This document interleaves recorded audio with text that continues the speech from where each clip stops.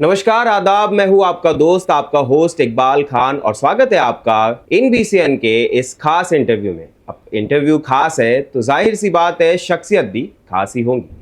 तो इस वक्त हमारे साथ स्टूडियो में मौजूद है doctor Vaibhav more, B.Opt. M.Opt. PhD in optometry, CEO vision paramedical and management institute Sangli. सबसे पहले तो स्वागत है हमारे स्टूडियो में एंड INBCN में। कैसे हो आप? थैंक यू सर, मैं अच्छा हूँ जी। Sir, what is optometry? Optometry क्या होती है?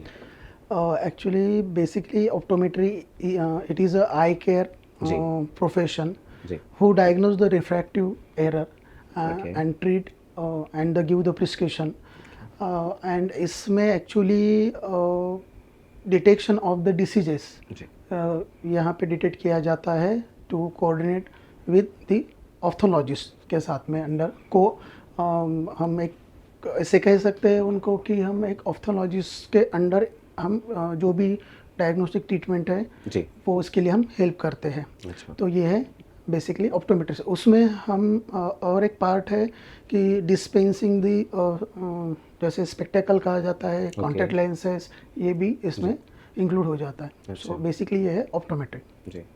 ओके सर, सेकेंड मैं पूछना चाहूँगा आपसे, ऑप्टोमेट्री का जो न्यू एक्ट आया है उसके बारे में क्या बताना चाहेंगे? बेसिकली अभी जो एग्जैक्टली ऐसे नहीं कहा नहीं जाएगा कि ये ऑप्टोमेट्री के लिए ही है। तो वैसे देखा जाएगा तो ये ऑल जो भी प्रोफेशंस है उसके लिए एक कम्प्लीटली एक फॉर्मेट में हर एक प्रोफेशन को एक गाइडलाइन में लाया गया है। अच्छा। वो जो लाया गया है NCAHP के अंडर, जैसे national commission allied health profession कहा जाता है। सो उन्होंने अभी हर एक स्टेट में एक काउंसिल हर एक फील्ड का बनाया है। सो और उसके अंडर ये अभी हर एक प्रोफेशन को एक स्टैंड दिया है। वैसे ही हमें जैसे ऑप्टोमेट्रिस्ट है उनको हेल्थ केयर में इंक्लूड किया गया है। अच्छा, ओके।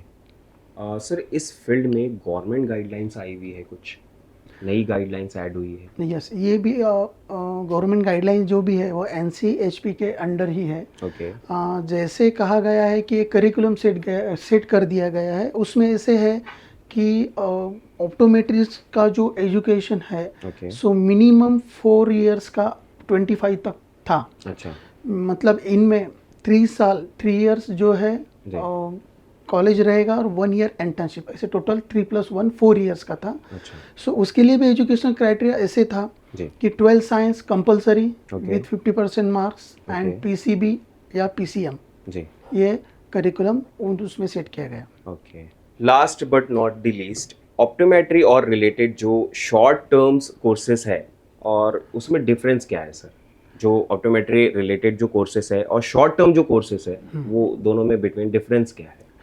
राइट नाउ अभी बहुत बड़ा कन्फ्यूजन है लेके NCHP के जो एक्ट है रिगार्डिंग। सो बहुत सारे प्रोफेशन को मींस ऑप्टोमेट्री में ही उनको पता नहीं है कि एग्जैक्टली क्या वेटेज दिया है ऑप्टोमेट्रिस्ट को, किस में उनको इंक्लूड किया गया है। सो ऑप्टोमेट्री में ही बहुत सारे कोर्सेस है, जैसे 3 मंथ से लेके 4 and 5 इयर्स तक के कोर्सेस है। सो हर एक कोर्सेस को डिफ्रेंशिएट किया गया है कि उनके NCHP में कि कौन सा कोर्स का क्या गाइडलाइन होना चाहिए और उनके बेसिस पे उनको क्या क्या अथॉरिटी मिलना चाहिए या मिली है। तो शॉर्ट टर्म कोर्सेज के बारे में हम सपोज बात करते हैं तो जैसे 3 मंथ से लेके 3 इयर्स तक के जितने भी कोर्सेज है सो उसमें बहुत सारे कोर्सेज है जो 3 मंथ्स के हैं, कुछ स्किल इंडिया के हैं जो गवर्नमेंट के हैं, जो कहा जाता है NSDC कहा जाता है, नेशनल स्किल डेवलपमेंट के। उसके बाद स्किल इंडिया के हैं, कोई वोकेशनल कोर्सेज है। तो ये जो कोर्सेज है ये अलग प्लेटफॉर्म पे आ जाते हैं। और जो NCHP के गाइडलाइन में जो अभी जो मैंने जैसे कहा जो 4 साल का जो कोर्स है जो 3+1 ईयर का जो 25 तक था और आज से मतलब 26 से जो है वो 5 इयर्स करिकुलम में आया है। तो 4 years college and 1 year internship. So same next year से 2027 से उनको नीट कंपलसरी है। नीट के अंडर आया। सो जस्ट जब आप कंपेयर करते हो ये 3 मंथ से 3 ईयर के कोर्स पे जो एजुकेशन क्राइटेरिया देखा जाएगा तो ऑलमोस्ट 80-90% किसी में भी 12 साइंस नहीं है। ओके 3 मंथ से 3 इयर्स के कोर्स में प्रॉब्लम ये है कि उनमें 12 साइंस कंपलसरी नहीं किया गया है। अच्छा सो हेल्थ केयर में जो एजुकेशनल क्राइटेरिया एग्जैक्ट चाहिए जो एनसीएचपी ने दिया है और जो उनको रिफ्रैक्शन कॉन्टैक्ट लेंस एंड ऑफ्थल्म के साथ में जो भी डायग्नोस्टिक पार्ट दिया है, जी सो वो उनको उस चीज़ में उतना अथॉरिटी नहीं मिला है बिकॉज ऑफ दी उनका जो ड्यूरेशन है और जो कोर्स का जो फॉर्मेट है एजुकेशनल स्ट्रक्चर एंड जो सिलेबस है, जी सो वो उतना फुलफिल नहीं है। नहीं है सो ओके इसीलिए 3 मंथ से 3 इयर्स तक का जो भी कोर्स है तो जी। उनको इनवैलिड नहीं है वो कोर्स, कोई भी कोर्स ऐसे नहीं है, मगर उनको जो गाइडलाइन अकॉर्डिंग टू एनसीएचपी की गाइडलाइन से जो बताया गया है, दिया गया है, जी वो सिर्फ अंडर ऑप्टोमेट्रिस्ट या ऑप्थोलॉजिस्ट के अंडर ही वो वर्क कर सकते हैं।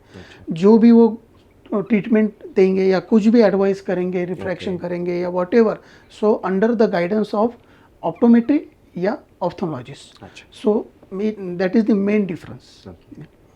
सर मेरा एक पर्सनल आपसे वो है कि आप दर्शकों से क्या कहना चाहोगे, हमारे जो दर्शक देख रहे हैं उनसे आप क्या कहना चाहोगे ऑप्टोमेट्री के बारे में? या ओके, एक्चुअली मैं ये कहना चाहता हूँ कि अभी ऑप्टोमेट्री जो फील्ड है ये health care department health care sector में अभी इंक्लूड किया गया है। ओके तो इसमें इनको रिफ्रैक्शन कॉन्टैक्ट लेंस और इसका कम्प्लीटली अथॉरिटी है और डायग्नोस्टिक पार्ट जो है under the guidance of ophthalmologist. Ophthalmologist। So ये सब इनको इंक्लूड किया गया है। ये हमारे ऑप्टोमेट्रिस्ट के लिए अभी बहुत अच्छी बात है। सो बस मैं यही कहना चाहूँगा। ओके डॉक्टर वैभव सर बहुत अच्छा लगा आपसे बात करके, तो मिलते हैं ऐसे ही खास इंटरव्यू के साथ, तब तक के लिए नमस्कार। नमस्कार।